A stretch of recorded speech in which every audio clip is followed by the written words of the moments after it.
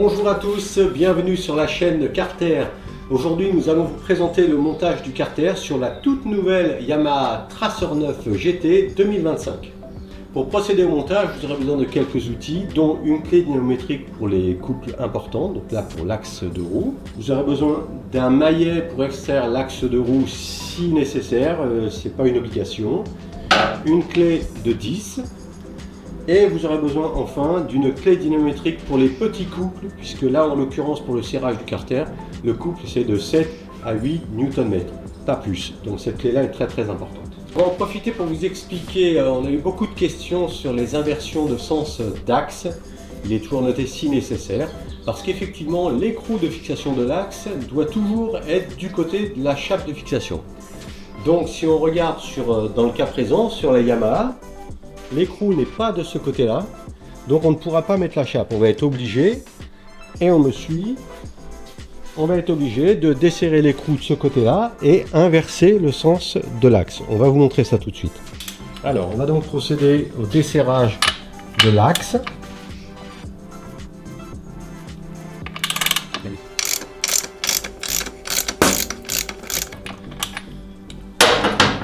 Voilà, on enlève l'écrou.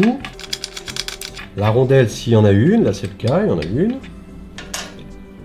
On retire la chape de fixation d'origine. Et là on va sortir l'axe pour l'inverser. On va sortir l'axe de ce côté. Veuillez noter que sortir l'axe sur une moto c'est pas compliqué du tout. Il n'y a aucune raison que ce soit grippé, comme vous pouvez le voir, ça sort tout seul. Voilà. Et ensuite on va inverser le sens, on va aller le mettre par l'autre côté. Voilà, donc je rentre l'axe. Il n'y a aucune difficulté.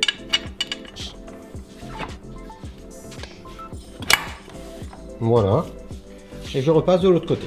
Ok, donc ça c'est la chape d'origine. Donc la chape d'origine, vous devez la supprimer, ne la jetez pas, hein, vous la rangez, et vous la remplacez par la chape qui est livrée avec le kit Carter. Voilà, comme ça. Voilà.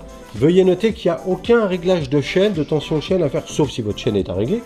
Mais si elle n'est pas à régler, le fait de remplacer la chape ne joue en rien sur la tension de la chaîne. On va procéder au remontage. Donc, comme à l'origine, on remet la rondelle. On remet l'écrou, bien sûr. Et on va procéder au serrage. Alors, il y a une petite astuce pour procéder au serrage. Vous mettez un axe dans la chaîne, en dessous. Vous tournez la roue pour mettre la chaîne légèrement en tension, ce qui permet à la roue de se mettre bien dans l'axe et bien embuter sur les vis de réglage de tension. Et à partir de ce moment-là, vous pouvez serrer. Alors, le serrage, c'est au couple préconisé par le constructeur.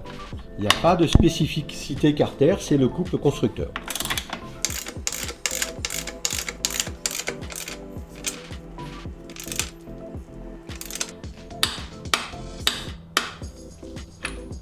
N'oubliez pas de retirer l'axe, évidemment, dans les maillons de la chaîne.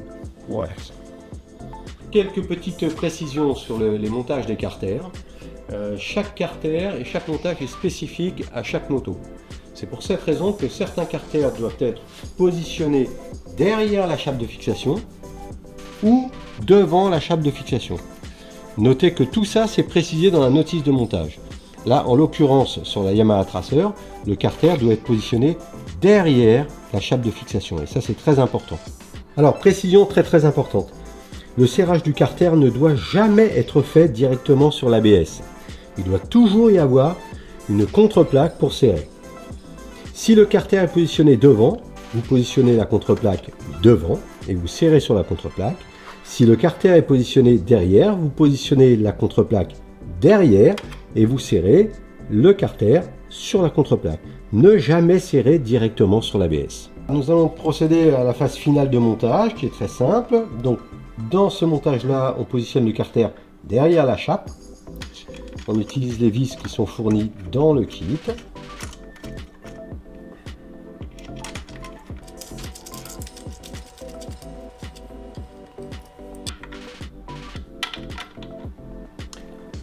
Donc maintenant on va procéder au serrage au couple comme indiqué dans la notice, entre 7 et 8 Nm, pas plus.